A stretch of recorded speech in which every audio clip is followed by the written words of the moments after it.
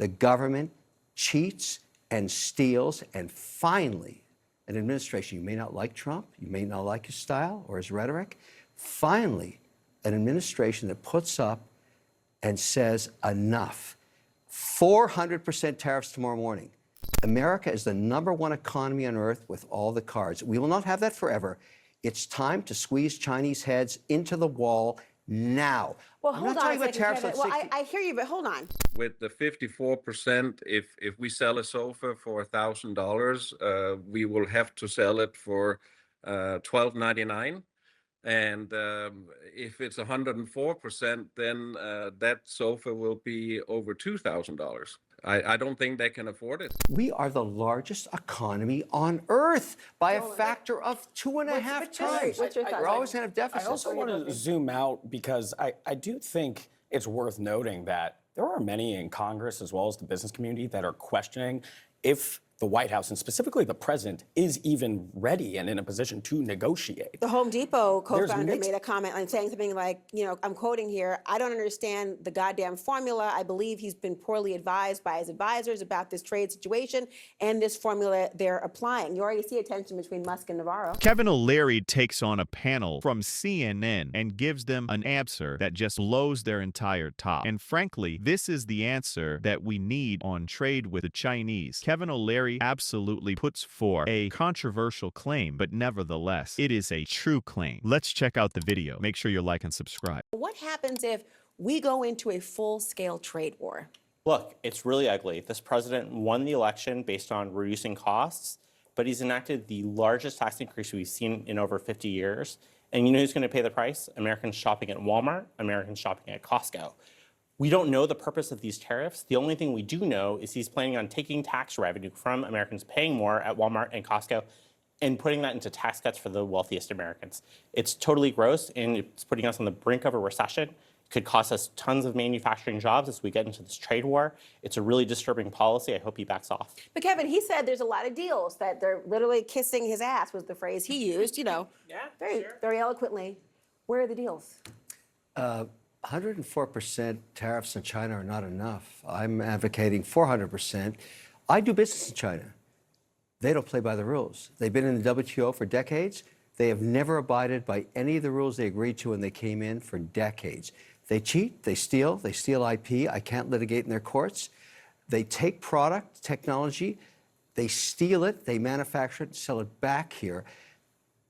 Never has an administration. 400% tariffs? What would that I look want like? Xi on an airplane to Washington to level the playing field. It's just not about tariffs anymore.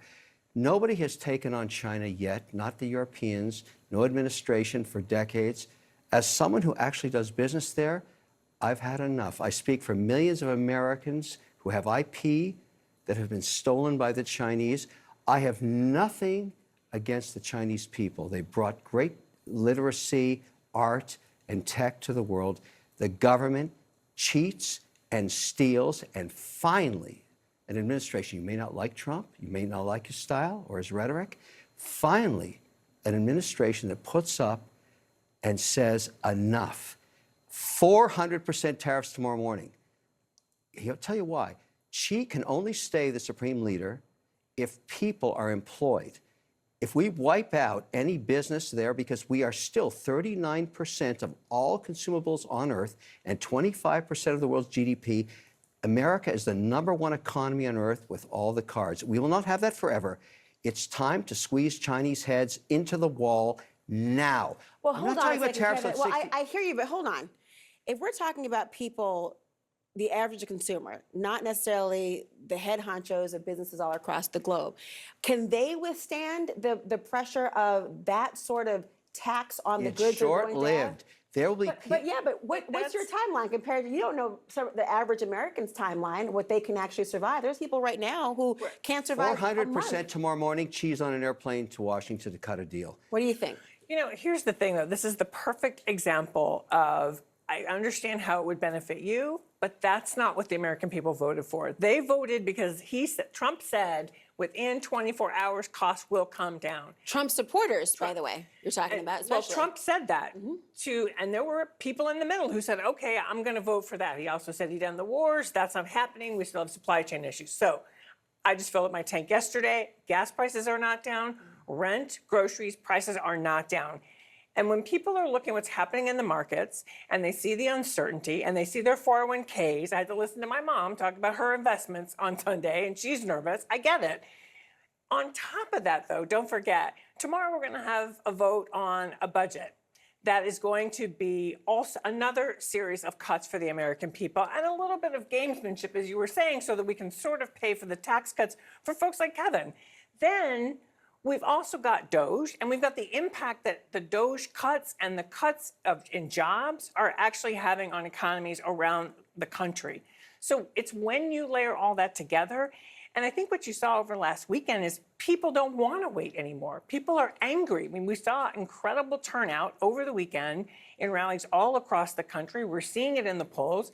People are frustrated. I want to bring this into real terms as well. I mean, I'm an everyday person, I'm going to tell you that right now. And so when I think about how much things cost, I want to know things I'm going to afford or not afford. Listen to what somebody who's a furniture store owner in Kansas had to say about, say, the price of a sofa.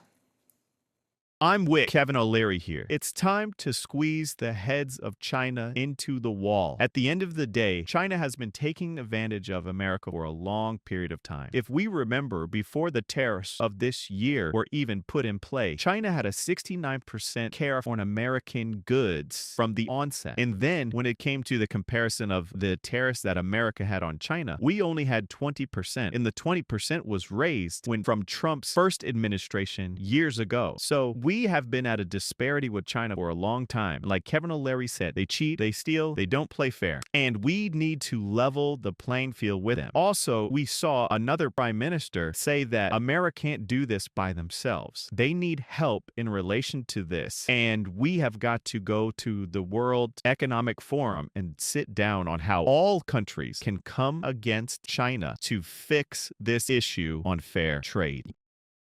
With the 54%, if we sell a sofa for $1,000, we will have to sell it for $1,299. And if it's 104%, then that sofa will be over $2,000. I don't think they can afford it. Zolan, that's a real figure for a lot of people. A $2,000 couch as opposed to what they thought they were going to spend? Yeah, that means higher prices for average Americans. And by the way, that's what Republicans in Congress right now are also worried about here. Hearing from their constituents at town halls and as the weeks go by, if consumer prices go up, that economic frustration then turning into political backlash against them and the administration. But Kevin's point is that it's short-lived. What's your reaction? Well, I mean, it's up to debate whether it's actually going to be short-lived at this point, consumer prices going up. Again, economists say U.S. importers do pay the price of tariffs. That then goes down to the consumer. Also, one thing that is consistent right now is uncertainty. There's uncertainty right now, and this gamble that the administration is doing that the average American will be able to weather through any type of economic frustration is bet on the idea that you'll then have investment in American manufacturing. Tough to pair investment with uncertainty. So where does consumer confidence factor into all this? If people are nervous about what they can or cannot afford, how about that short-lived proposition? I mean, it's plummeting. And I think the only way we're going to restore it is if Congress takes back the car keys from the president and takes away his power to impose the largest tax cut in 50 years with the stroke of a pen. That's the only way that people are going to have confidence. If he announces a series of deals tomorrow, what's going to happen in a month from now? Nobody's going to have any confidence that this is going to go away as long as he has, basically the gun on the Resolute desk. American consumers, businesses are all at risk as long as it's there.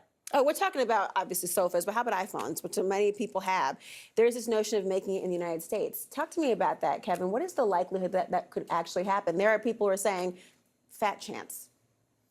Moving manufacturing back to the U.S. takes a long time, but I'm still focused on two aspects.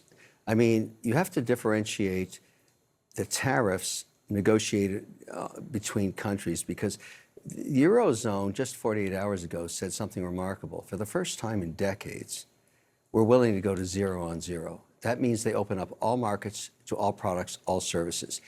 That's a huge win. So forget about Israel or Thailand or Cambodia. We're talking about one of the largest economies on earth saying, okay, we get the joke. You want to sell cars? You want to sell a Corvette in Berlin? We're okay at zero. We've never had that before. So let's call that a huge win. We haven't done the deal yet, but let's get the German people over here to start negotiating that. Agriculture in Britain will go to 0 on 0. Canada, we'll love to do energy 0 on 0. So that's a huge win for him. Huge. He hasn't even taken advantage of it yet. I thought, Kevin, part of it, I'm curious from your perspective, and everyone, if one of the biggest assets of a negotiation is leverage, if he has said they're here to stay, does that remove some of the ability for him to negotiate in the long run with these countries? Well, I'm trying to differentiate between the trade non-parity. For example, you talk about Thailand. I have a company that makes greeting cards. Hewlett-Packard laser cutters making greeting cards in Thailand because labor is cheap, and we FedEx them every day here. They only have an economy of 35 billion, and the deficit is 200 billion. That country will never have trade parity with us. It's too small. But we can go to 0 tariffs with them. And I'm telling you, there's a difference between getting everybody at 0 on 0, which is free trade basically, which for Trump would be a huge win. That call 48 hours ago when the Eurozone said, okay, uncle, we'll go to 0, take that win. It's a huge win. Now, getting trade deficits settled, that's going to take decades because we are the largest economy on earth by a factor of 2.5 times. What's your thoughts? We're always going to have deficits. I also want to zoom out because I do think it's worth noting that there are many in Congress as well as the business community that are questioning if the White House and specifically the president is even ready and in a position to negotiate. The Home Depot co-founder made a comment on saying something like, I'm quoting here, I don't understand the goddamn formula. I believe he's been poorly advised by his advisors about this trade situation and this formula they're applying. You already see a tension between Musk and Navarro. That's right.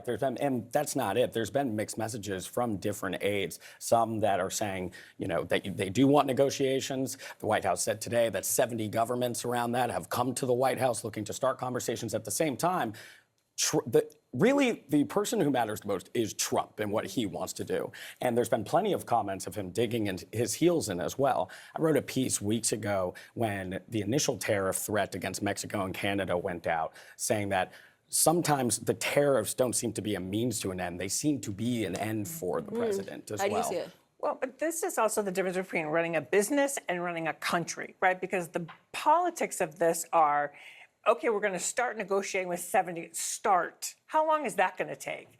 Is that months? Is that the rest of the year?